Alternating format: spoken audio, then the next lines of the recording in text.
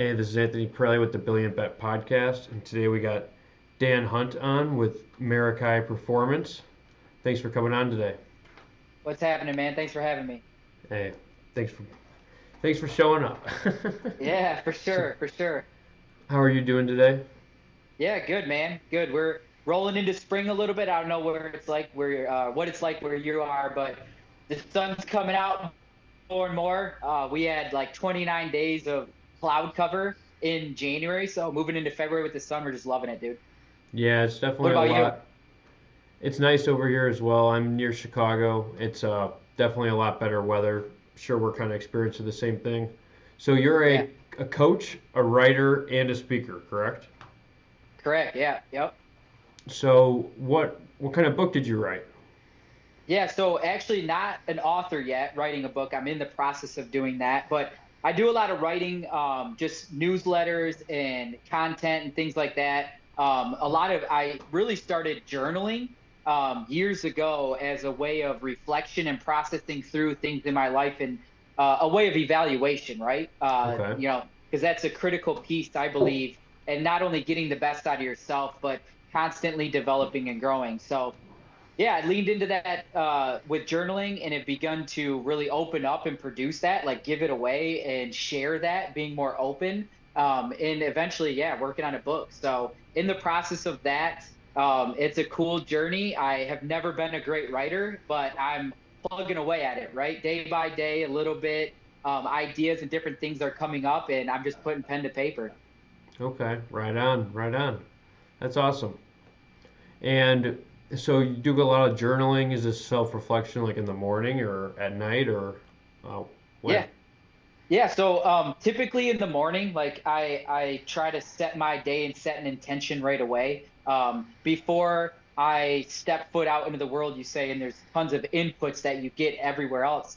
I'm trying to focus on what are my inputs and realigning with who I am and what my intention is, and then going out and tackling that every single day. So a lot of times in the morning, sometimes it's midday in the afternoon.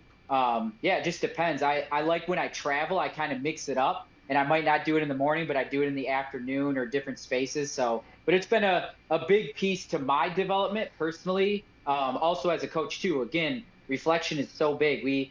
So many people just walk through life not looking around and anchoring themselves to where they're going and really seeing, how close am I getting to where I want to go? And that's allowed me a huge time to say, all right, man, you're making progress and reviewing it too. That's another big piece. I do a silent retreat once a year, Okay. and I'll take these journals, and I got like 6 or 7 of them now, and I'll go back and I'll say, what was my mindset, or where was I 6 years ago? And I'll read through and I'll look back like, man, you've grown so much. You've done so much. That thing that scared the crap out of you 6 years ago, you've done it. You know what I mean? And so it's also a confidence builder. It's like you're the guy getting in the arena and doing it. You're shooting your shot. For sure. No, that's so important. And did this kind of inspire you to then start putting the pen to paper and looking to publish something?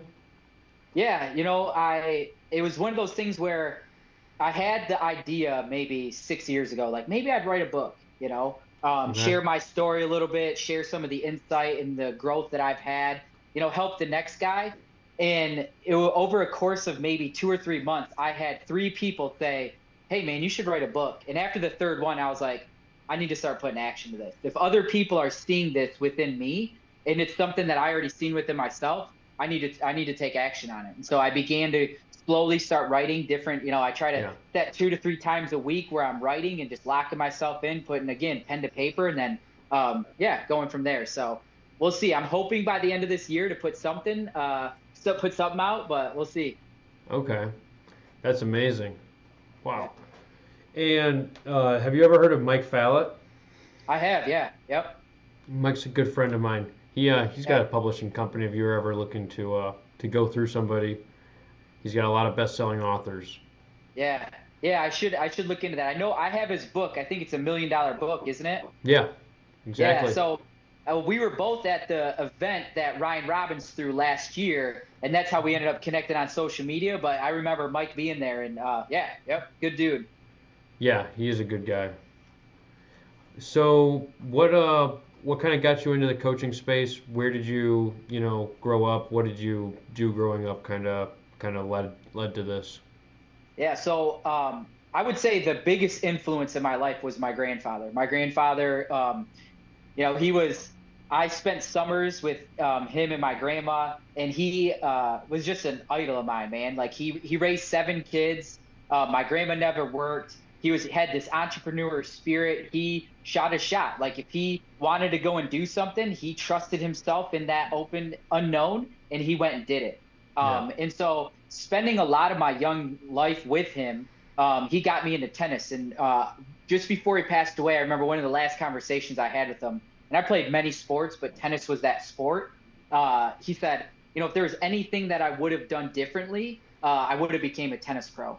And I remember going, man, this dude, like he owned his own businesses. He built his own house on a lake. He owned part of a plane and became a pilot. He had vacation spots. Like he did everything that he wanted to do. And the one thing was being a tennis pro. And I just ran that down, man. And I enjoyed coaching. I was never the greatest athlete. I would say that I was average. And I had some experiences in high school that I allowed myself to be a victim to it, and kind of left a lot of potential and opportunity on the table. And when I got the opportunity to begin coaching, I committed to never allowing that to happen again, right? And to really use that experience and leverage it to coach up other kids and see the potential in them and to keep pushing them, and helping them believe in themselves. And so, yeah, I coached at the high school level and then went on to the college level and experienced a lot of success. And then had my third child, and my wife and I were like, this ain't gonna work. You being gone all the time and traveling. And so I got into the consulting space, and I've just enjoyed it, man. The impact is wide reaching.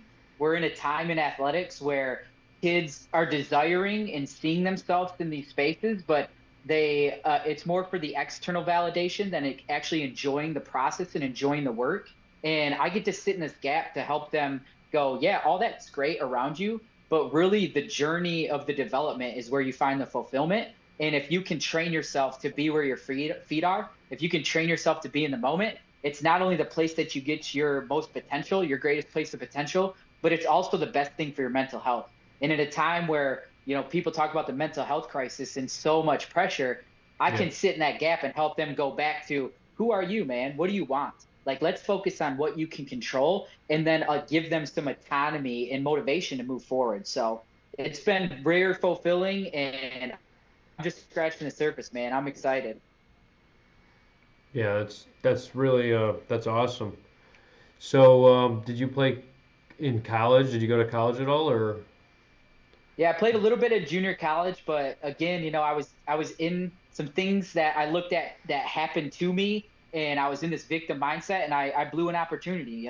And it's funny because now that I'm sitting in this space and I've consulted with like phenomenal programs that are extremely successful, I get asked a lot like, well, you didn't play in the college level, how can you do this thing, And it's like, I'm the perfect guy to go, I left it all on the table. I didn't shoot my shot the way I should have. And because of that, I'm driven, and I see when kids aren't doing that and they're not reaching their full potential, they're holding back. And I'm the first one to jump in that foxhole and say, no, no, no, no. I believe in you. There's greatness within you. Let's keep moving. And then the other thing too is like, all these programs that I've worked with that I've been fortunate enough, I'm a piece of the process, and I don't take any credit. Like they put in the work, they do the work, and I see a lot of people going, "Hey, look what I've done with them." And I really try to step back and like, I know what it's like as a coach, and even as a former athlete. The work you put in it's like you're the one that does it. Yes, there's influences. Yes, there's other people that support you along the way, but you're the one that's grinding when nobody else sees it. And I'm the last person that wants to take credit from that. For sure, 100%. No, that's good. I'm glad to hear that. What do you think is the biggest driving factor now, just pushing you forward to motivate these kids? Yeah. I see myself a lot in them. I think every kid, not every kid, but so many parents are pushing kids to play at the college level. And some of these kids genuinely want it, but there's more kids that are sitting in this space of they probably really don't have the physicality. They probably don't have the talent, you would say, but they can still develop and use their athletic experience to set them up for life. And so that's the real driving force for me. I think that I've been able to grab a hold of this and run this thing down and really jump into this space and trust myself in it because I did when I was in athletics. I did to a degree when I was in athletics, and I trained myself to stay in the moment. And I was, again, never the most athletic kid, but I won because I just wouldn't give up. And I see there's so many kids that we don't leverage the experience of athletics for its true benefit. We try to leverage it for, maybe our personal validation as parents or our school's recognition, when really this kid could be learning lifelong skills that's not only going to help them be a better parent, a better spouse, a better business owner, a better human in general, and also allow them to experience a life of success and fulfillment. And so I see that as my biggest driver right now is I see so many kids that, again, they're not gonna, they probably won't make it to that next level, but that's not the pinnacle, man. I know I work with tons of college athletes still that are now in business and doing different things, and they're like, man, that experience was great, but life right now and what I'm doing right now is great too. And they're experiencing the moving forward and using that towards their life. And yeah, again, I think that's my greatest push right now. Yeah, that's excellent. Wow, that's really inspiring, honestly. I You appreciate just that, man. you gotta get people up and keep them going. Really, Yeah, sometimes they just need that extra push. yeah, What do you think yeah. And was so the? often, oh, I would just say, like, so often they experience the challenge or the adversity, and they don't get what they desired immediately, and it's like, oh man, I'm just not worth it. It's like, no. I often say greatness requires adversity, and it requires that pressure to develop through. And if you really desire that thing and you keep moving, even if you don't achieve it, you're in a better place. And I've seen that time and time again with kids. And I think the other piece too is just I got three young boys, and I want them to know that, dude, just chase it down, man. Like, be the guy that jumps out and chases the freaking thing down and doesn't care what other people think. Because we live in a society where it's like, hey, what does this person think about you? Or we're taught when we're young, hey, what does your friend think about that? And it's like, look, man, be a good person, help people out, but also, what do you think about that? Are you okay with that? If you're not okay with that, that's what matters more, right? It's waking up and looking in the mirror and saying, I'm proud of who you are. Yeah, 100%. You gotta be proud of yourself because if you're not, happy with yourself and you haven't conquered those inner challenges, then what's the point? Absolutely, absolutely. Yeah. What do you think was your hardest part of development? Yeah, yeah. I think the biggest piece was tuning tuning out the outside noise. I grew up in a small town where there was a lot of judgment, and my situation was that my junior year of high school, I drove a vehicle to school, my dad's vehicle, and my dad worked for the local sheriff's department, and the drug dogs hit the car, and I was kicked out of school for 16 weeks. And so instantly I was labeled this bad kid, this pothead, this piece of trash. And that day I actually left the school. I pissed, and I pissed clean, man. I was very serious about my athletic career and my journey, and I had potential. And when that experience took place, I became an instant victim. I allowed the people that were saying, "Hey, man, like, he's going nowhere in life. He's a no like." People, oh, he ain't gonna graduate high school. I just took it in, man. I Instead of fighting back and fighting against it, I started telling myself that. And I created that and allowed that narrative to take place until I was in my mid 20s. And I had to look in the mirror and say, dude, like that thing happened, and that's unfortunate, but everything after that was your choice. It was you listening to that. It was you allowing those things to happen and you to embrace that as your identity. And so in my mid 20s, to really go into that dark place and say, all right, man, look this in the eye, dude. Look it in the eye. and you face this feeling and you work through that shit, man. And it was difficult. There was a lot of tough times, and I'm grateful that I have a wife, I have a spouse that helped me through that. I mean, if it wasn't for her, I would not be the man I am today. But I looked in that mirror, dude, and every single day I look in that mirror, and I've gotten to a place where, again, like, it's about what I do today. It's about me being aligned with who I am and what I want out of this life today, and influencing my wife and my children to do the same damn thing every single day. You know what I mean? Yeah. And yeah, I'm thankful now. I'm thankful for that experience. But oh man, in the time, we don't like the feeling that it had, and sitting it. Oh man, it sucks. And you do everything you can to avoid it.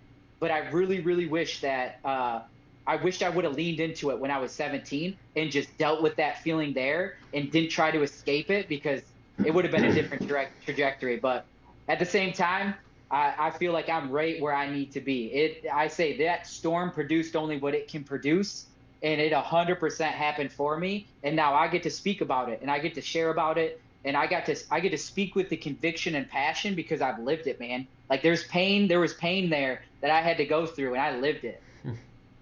Yeah, definitely. That I had something similar kind of happen where I got kicked off the water polo team for Yeah, multiple fighting incidents, and yeah, it was just like, I probably could have taken the time to got better and gotten yeah, better and came back right. as a better athlete, but instead I just kind of was like, fuck it, whatever, you know, and Yeah, yeah, that probably would have been a yeah, good thing because then, I mean, maybe it would have. I didn't go away to college.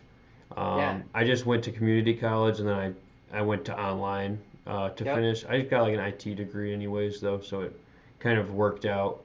But maybe if I would have stuck with water polo, I would have gone away to college and played in college. Yeah. But And here's the thing though, like, because I didn't, and I chose hell, right? I chose to put myself in hell. I chose to continue to do these same behaviors and patterns that didn't produce the best out of me. And then I'd complain about everybody around me that, man, they're saying these things like, yeah, dude, you're living that. You're doing that.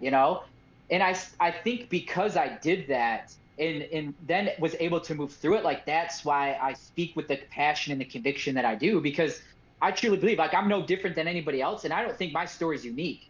I know tons of other people that have experienced the same thing. And so if I can be the guy that says, "Yep," and you can pull those bootstraps up and you keep moving forward, bro. Like, you can keep creating the life that you want. You can keep, like, shooting your shot and yeah, living outside that box every single day. If I can do that for a handful of people, then so, like, I want to, man. You know what I mean? If I 100%. if I can help that kid, I want to. Yeah, that's awesome. That's awesome.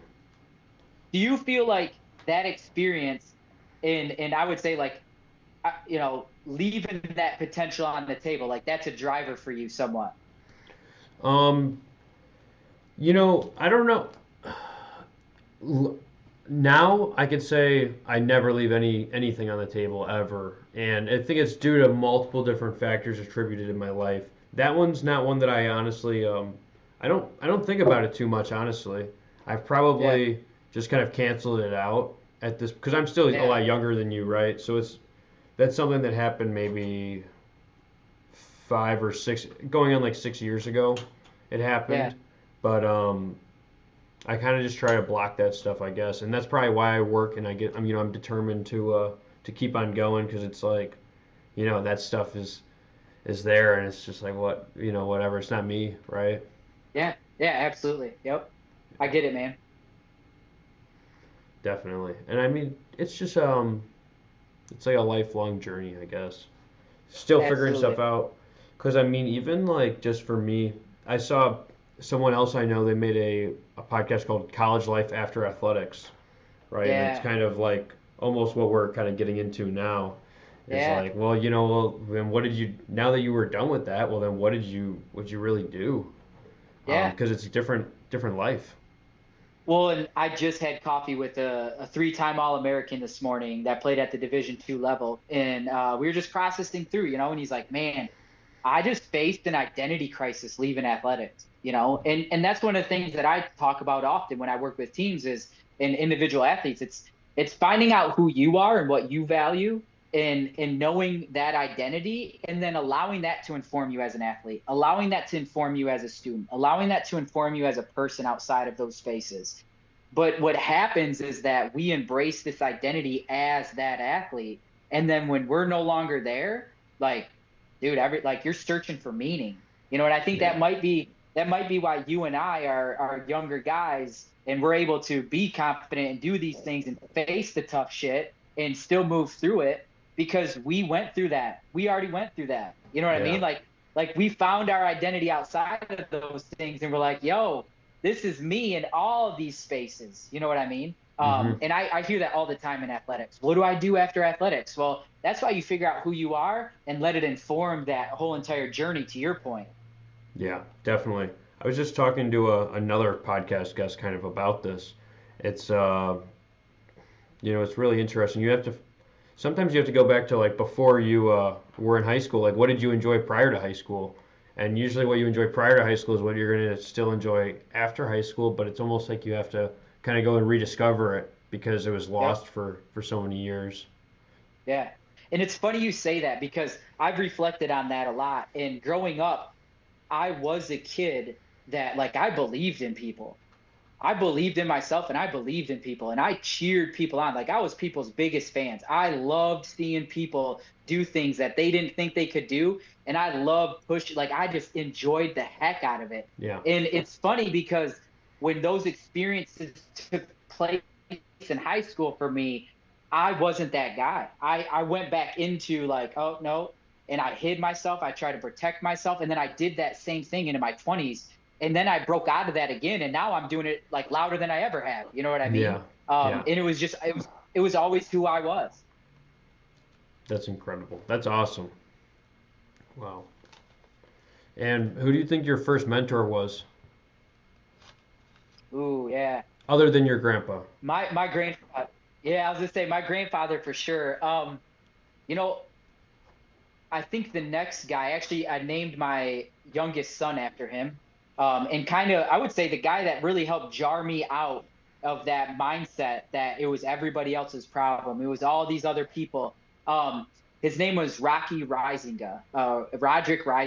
And I ended up taking a sales job after leaving college, kind of in between Hmm. some things, and selling cars for a little bit was not my forte, but it Okay. was the right time for, like, meeting this guy. And this guy was somebody that believed in me. And yeah, man, he spoke truth to me. He spoke life to me, man. He encouraged me, and he was always like, look, man, you can look at it this way, or you can look at it this way. um and I've just appreciated that. Still stayed connected with him to this day, and actually named, like I said, my youngest son is named Rocco, because of his influence in my life. He was just a great mentor, and it was the right time. Those people come into your life at the right time, and I was just primed to be influenced. Yeah, that's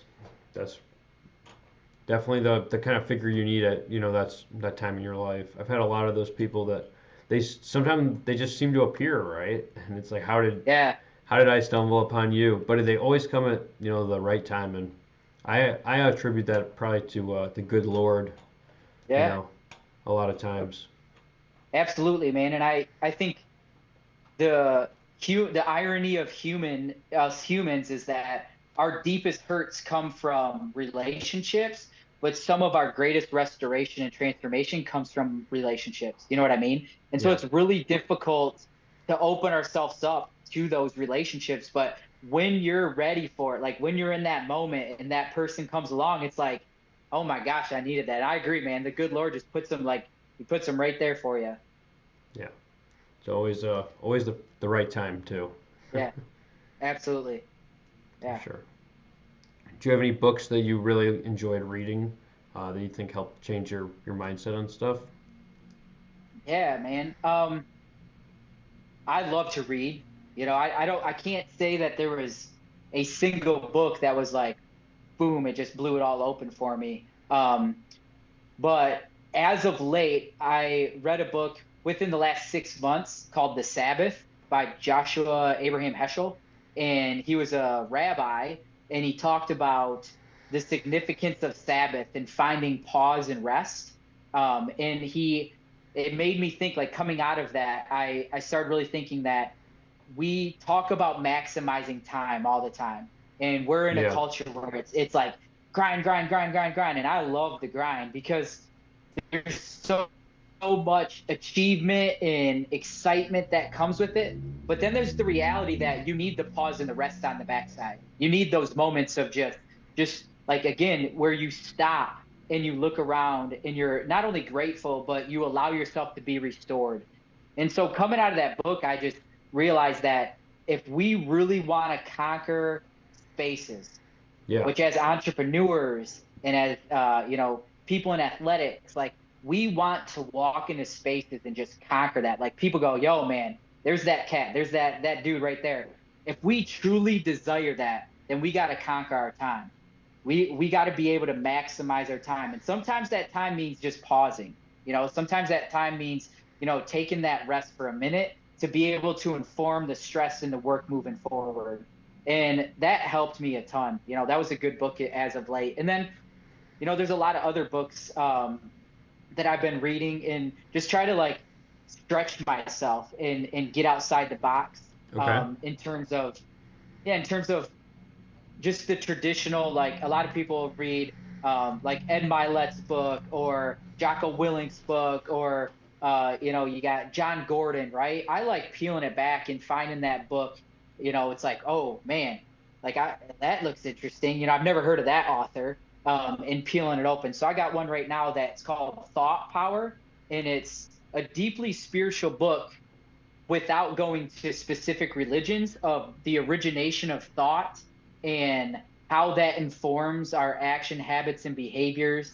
And it's a dense book, but Yeah. it's allowed me to like wrestle with some ideas and stretch my thinking of like, hey, you've thought about it this way, but maybe there's a different perspective. So I love those types of books too. Huh. Very interesting. And let's see. Really, that's a pretty solid case. Yeah, I love personal development. I like seeing what you're doing. You know, how did you come up with Meraki performance? yeah, Meraki. yeah. So Meraki is a Greek word which there's no English translation for, and it means to do something with such love, intention, focus, your whole heart that you leave a piece of yourself behind. And so like that's how we would put English words to it. And I just felt like that's the essence of what I'm trying to do. I want to influence and teach people. I don't care whether you're in athletics, you're in business, you're a parent, you're a spouse. I don't care what you're doing. If you can find a way, you can develop specific skills and things you can focus on that keep you in the moment. And when you allow yourself to be in that moment, that's your greatest place of influence and potential. And it just captured everything for me. And I felt like if I can help influence and lead people into that space of being in the zone or being in flow and just being fully immersed in what you're doing, man, you're like, there's just so much fulfillment and joy that come out of life from there. And it's your greatest place of potential. That's awesome. And where can people find you on the internet? Yeah, you can on all social media platforms, Meraki Perform at Meraki Perform, or you can go to MerakiPerform.com. That's our website. We also got a podcast that's called Heads or Tails, and Okay. we got a newsletter and stuff. So we're just doing whatever we can to put stuff out there to help people, man, help people. That's amazing. Well, hey Dan, thank you so much for coming on the podcast today. I appreciate all your time and thank you for sharing these stories. They're very impactful and I'm sure they'll resonate with our audience. Yeah, I appreciate you, man. Keep doing what you're doing, man. I remember a year ago seeing you at that event, and yeah, man, I just want to see you to keep crushing it, dude. It's awesome to see what you're doing. Thank you, brother. I appreciate it. Yeah, it was nice meeting you. Awesome. You take it easy, man. All right, see ya. Bye. See ya.